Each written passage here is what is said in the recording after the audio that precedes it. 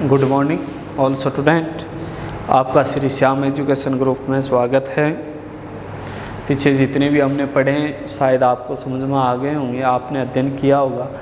तो बात करेंगे अपने विषय की, राजनीति विज्ञान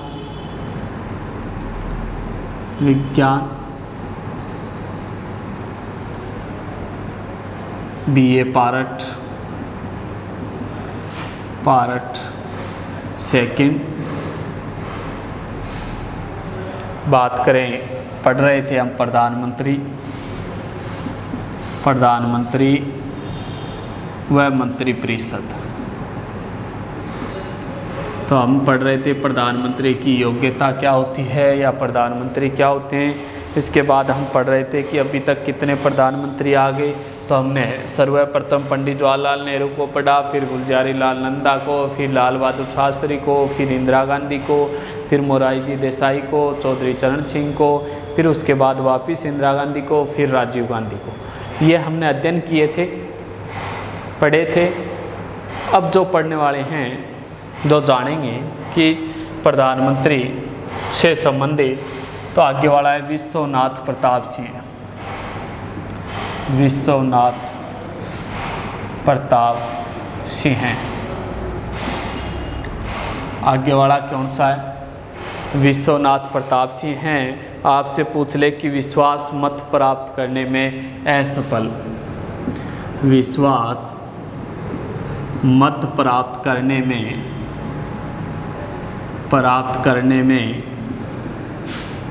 असफल, सफलता हासिल नहीं कर पाए थे, असफल रहे थे। उसके बाद पूछ ले कि विश्वास मत हासिल करने वाले प्राप्त नहीं करने वाले प्रधानमंत्री कौन थे? विश्वनाथ प्रताप सिंह थे। इसके बाद पूछ ले चंद्रशेखर। आगे वाला कौन सा है प्रधानमंत्री अपना? चंद्रशेखर की बात करें कि ये अपनी बेबाकी के लिए प्रसिद्ध थे, जिस कारण इंदिरा गांधी ने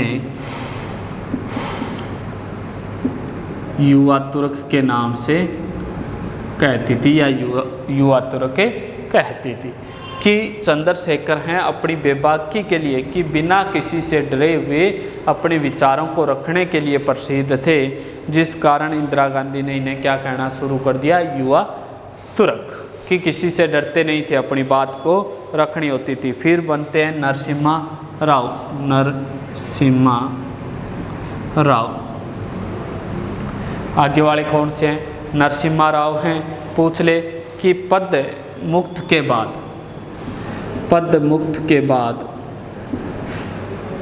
फौजदारी आरोप लगे, कि कार्यकाल समाप्त होने के बाद फौजदारी जिन पे आरोप लगाए गए वो प्रथम प्रधानमंत्री कौन थे? नरसिम्हा राव। युवा तुर्क चंद्रशेखर, विश्वास मत हासिल नहीं करने वाले विश्वनाथ प्रताप सिंह। नरसिम्हा राव को फौजदारी आरोप लगे न्यायालय के द्वारा। फिर अटल बिहारी वाजपेयी कौन बनते हैं? अटल बिहारी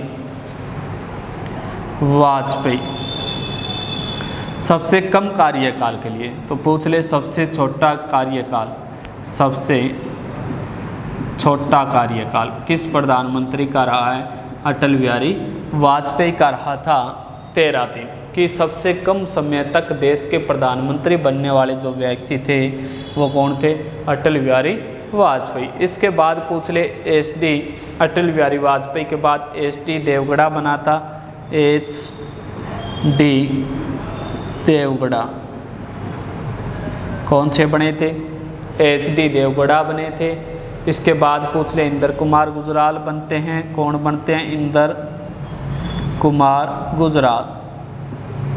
आगे वाले प्रधानमंत्री बनते हैं HD देवगौड़ा के बाद इंदर कुमार गुजराल।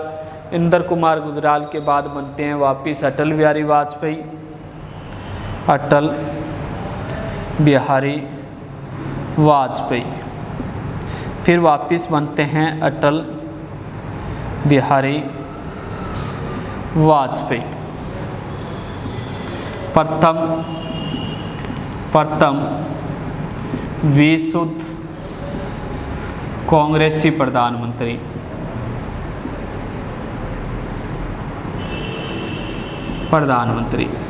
कि प्रथम विशुद्ध कांग्रेसी प्रधानमंत्री कौन थे? अटल बिहारी वाजपेयी, जिनका अलग से दल था, बीजेपी दल से बने थे, कांग्रेस का कोई समर्थन नहीं था।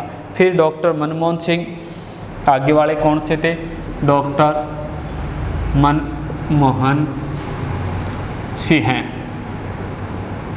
कि डॉक्टर मनमोहन सिंह बनते हैं प्रथम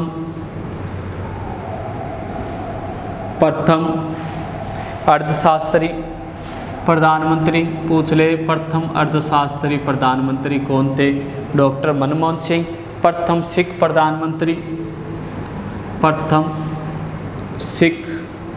प्रधानमंत्री, देश का प्रथम सिख प्रधानमंत्री कौन था?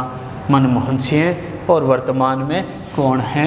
वर्तमान में पूछ ले, नरेंद्र मोदी 2014 से लगातार जारी है। तो ये क्या रह चुके हैं? भारत के प्रधानमंत्री। पूछ ले, प्रधानमंत्री हमने पीछे पढ़ा था, प्रथम पंडित जवाहरलाल नेहरू, उसके बाद गुलजारी लाल नंदा, कार्यवाहक, उसके बाद लाल बहादुर शास्त्री, उसके बाद इंदिरा गांधी, इंदिरा के बाद मोरारजी देसाई के बाद चौधरी चरण सिंह के बाद वापस इंदिरा गांधी के बाद वापस बात करें उनका पुत्र राजीव गांधी के बाद करें विश्वनाथ प्रताप सिंह के बाद चंद्रशेखर, फिर नरसिम्हा राव, फिर अटल बिहारी वाजपेयी, फिर एस.डी. देवगौड़ा, फिर इंद्र कुमार गुजराल, फिर अटल बिहारी वाजपेयी, 2 बार मनमोहन सिंह और दूसरा कार्यकाल किसका चल रहा है? नरेंद्र मोदी का। तो अभी तक कितने प्रधानमंत्री रह चुके हैं? आपसे पूछ ले तो कितने हो गए भाई? अभी तक की बात करें कितने प्रधानमंत्री, तो कहोगे 15वां कार्यकाल चल रहा है, 15 प्रधानमंत्री व्यक्तिगत तौर पे हो चुके हैं अभी तक। इसके बाद देखो, उप प्रधानमंत्री शब्द का कहीं उल्लेख नहीं होता है। आपसे पूछ ले कि प्रधानमंत्री है तो उसके बाद उप प्रधानमंत्री नहीं होते हैं, लेकिन देश में अभी तक ऐसी स्थिति में 7 बार बनाए जा चुके हैं। कितनी बार उप प्रधानमंत्री बना दिए? 7 बार। अब मंत्रिपरिषद पूछ ले, मंत्रिपरिषद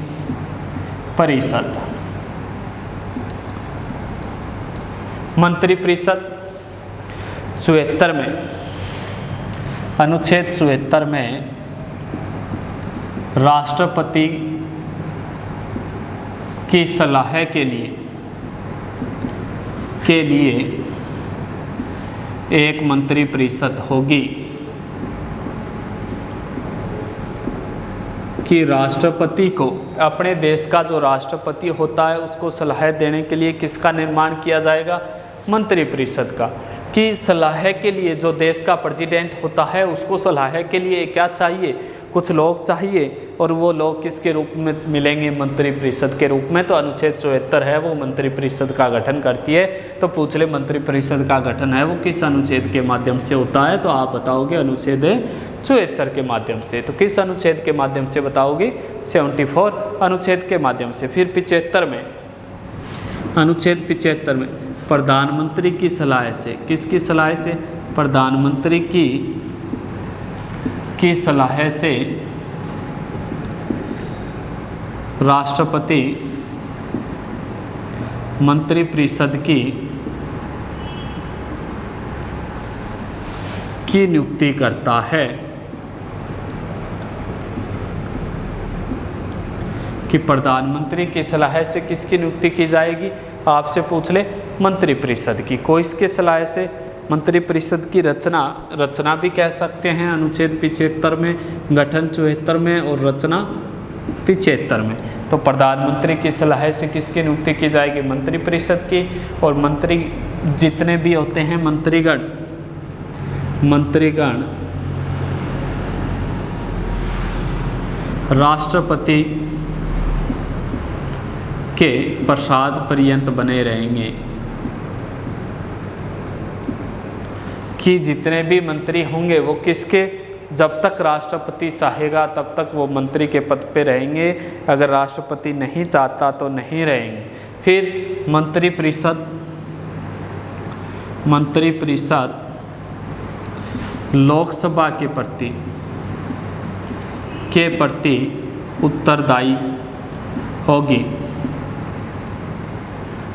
आपसे पूछ ले कि मंत्रिपरिषद है वो किसके प्रति उत्तरदायी होगी, तो मंत्रिपरिषद को कहोगे कि मंत्रिपरिषद है वो लोकसभा के प्रति क्या होगी, उत्तरदायी होगी। राष्ट्रपति के सामने अपने पद की शपथ लेते हैं, किसके सामने, राष्ट्रपति के सामने, राष्ट्रपति के सम्मुख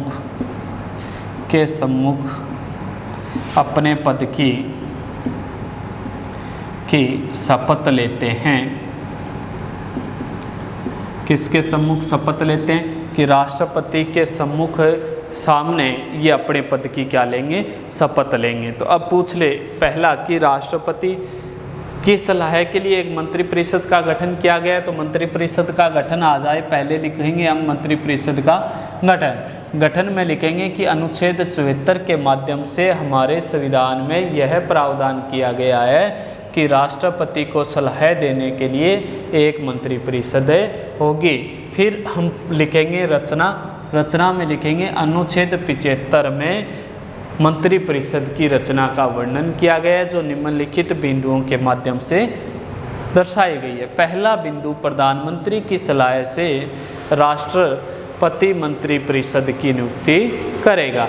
फिर मंत्रिपरिषद की नियुक्ति हो गई तो वो शपथ लेंगे, तो जितने भी मंत्रीगण हैं वो राष्ट्रपति के सम्मुख अपने पद की क्या लेते हैं, शपथ लेते हैं। मंत्रीगण जितने भी हैं, मंत्रीगण राष्ट्रपति के पश्चात पर्यंत अपने पद पे बने रहेंगे और मंत्रिपरिषद लोकसभा के प्रति क्या होगी, उत्तरदायी होगी। तो ये क्या हो गई, आपसे पूछ ले कि मंत्रिपरिषद की रचना। इसके बाद लिखोगे कि मंत्रिपरिषद है वो मंत्रिपरिषद लोकसभा के सदस्यों की संख्या से 15% से अधिक नहीं होगी। कितने अधिक, कि मंत्रिपरिषद लोकसभा के जितने भी सदस्य होते हैं उनके 15% से अधिक निर्माण नहीं किया जा सकता। ये बात बताई हुई है 51वां संविधान संशोधन या 91वें संविधान संशोधन 2003 के माध्यम से। तो मंत्रिपरिषद के जितने भी सदस्य होंगे वो लोकसभा के 15% से अधिक नहीं होंगे। रचना के बाद आता है, आपसे पूछ ले मंत्रिपरिषद, तो मंत्रिपरिषद का रचना के बाद काम रहेगा, क्या बताओगे कि मंत्रिपरिषद के प्रकार, क्या बताओगे भाई, मंत्रिपरिषद के प्रकार। मंत्रिपरिषद के प्रकार कितने प्रकार की होती है मंत्रिपरिषद, तो पहला प्रकार है कैबिनेट मंत्रिपरिषद या मंत्रिमंडल। क्या कह सकते हो, कैबिनेट मंत्री पहला प्रकार, कैबिनेट मंत्री, या फिर मंत्रिमंडल भी कह सकते हो। तो कैबिनेट मंत्री कौन से होते हैं, कि अत्यधिक महत्व वाले विभागों के मुखिया, अत्यधिक महत्व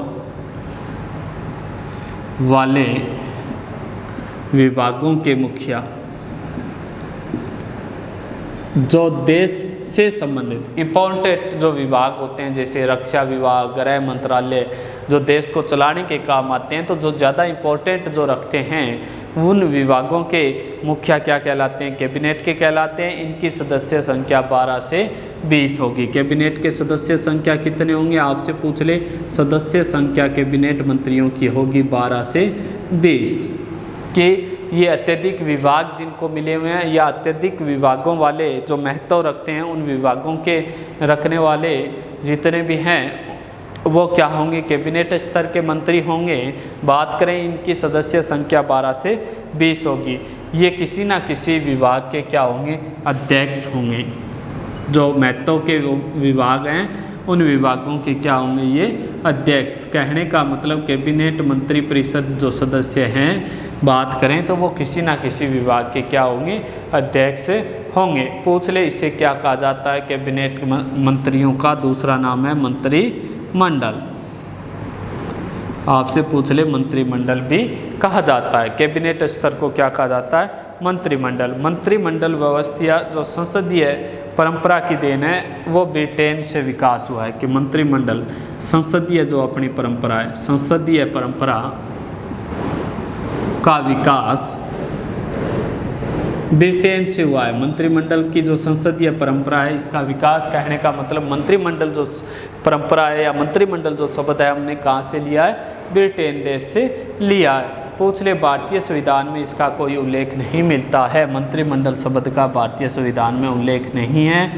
ओनली कहा जाता है, बोला जा सकता है कि कैबिनेट स्तर के जो मंत्री होते हैं उन्हें क्या कह सकते हैं? मंत्रिमंडल के सदस्य कहते हैं। ये ब्रिटेन से इसका विकास जरूर हुआ है, हमने लिया जरूर है, लेकिन इस भारतीय संविधान में इस मंत्रिमंडल शब्द का उल्लेख नहीं किया है।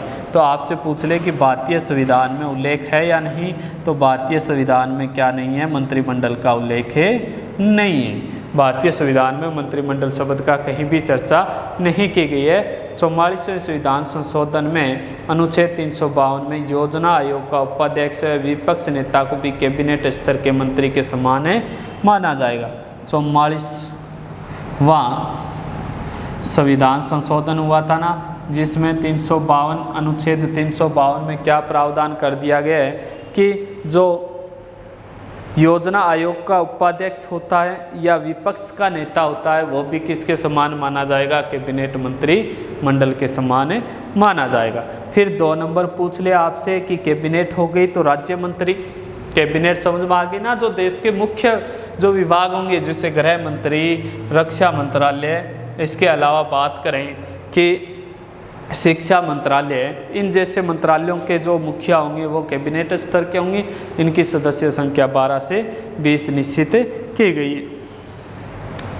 दूसरा, राज्य मंत्री। राज्य मंत्री पूछ ले तो ये स्वतंत्र प्रभार वाले होते हैं। स्वतंत्र प्रभार कि राज्य मंत्री जितने भी हैं वो क्या माने गए हैं? स्वतंत्र प्रभार वाले माने गए हैं। ये क्या है? किसी कैबिनेट मंत्री परिषद के अधीन होते हैं। कैबिनेट मंत्री परिषद के अधीन होते हैं। किसके अधीन होंगे? कहने का मतलब कैबिनेट स्तर और कैबिनेट के बाद में राज्य मंत्री स्तर, ये स्वतंत्र प्रभार वाले हैं। इनको कैबिनेट मंत्री परिषद के अधीन माना जाता है। कहने का मतलब कैबिनेट मंत्री परिषद की सहायता करने वाले कौन से होते हैं? राज्य मंत्री होते हैं जो कैबिनेट मंत्री परिषद की सहायता करते हैं। फिर इसके बाद उप मंत्री 3 नंबर। तो मंत्री परिषद कितने प्रकार की होती है? 3 प्रकार की होती है। कैबिनेट स्तर, राज्य मंत्री स्तर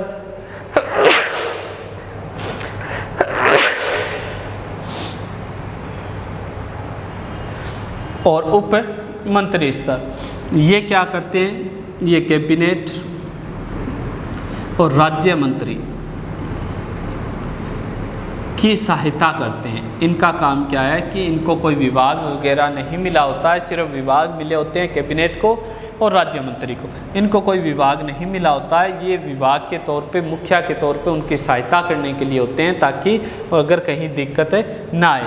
अब पूछा जाए कि 15 अगस्त जब भारत आज़ाद हुआ था 1947 को, उस दौरान 18 मंत्रालय थे। कितने मंत्रालय थे? 18 विभाग थे। मंत्रालय का मतलब होता है विभाग या मंत्रालय। 18 मंत्रालय थे और वर्तमान में ये संख्या हो गई है 55। कितनी हो गई है? 55। तो बात चल रही थी अपनी कि मंत्री परिषद के प्रकार। तो मंत्री परिषद कितने प्रकार की होती है? 3 प्रकार की होती है। कैबिनेट स्तर, राज्य मंत्री और तीसरी उप मंत्री। कैबिनेट होती है मतलब ऊपरी ऊपर होती है, प्रमुख होती है, ऊपरी ऊपर होगी तो वो विशेष विभागों जो ज़्यादा महत्व रखते हैं उन विभागों के सदस्य होंगे और वो किसी ना किसी विभाग के अध्यक्ष होते हैं। फिर राज्य मंत्री, ये स्वतंत्र प्रभार वाली होती है, ये कैबिनेट मंत्री के अधीन होती है। कहने का मतलब इनका काम है कि ये कैबिनेट स्तर के मंत्रियों की सहायता करते हैं। फिर उप मंत्री, कैबिनेट राज्य मंत्री की सहायता करेगा। ये दोनों की सहायता करने के लिए बनाई हुई है। और 1947 में देश के अंदर 18 विभाग या 18 मंत्रालय थे और वर्तमान में ये संख्या बढ़कर कितनी हो गई है? 55 हो गई है। तो हमने यहाँ तक अध्ययन किया कि कैबिनेट कितने प्रकार की होती है, मंत्री परिषद के बारे में अध्ययन कर रहे थे। इसके बाद हम ये लोकसभा के प्रति उत्तरदायी होगी मंत्रिपरिषद, हमने ये पढ़ लिया। तो आगे पढ़ेंगे हम मंत्रिपरिषद के या फिर प्रधानमंत्री मंत्रिपरिषद की शक्तियाँ।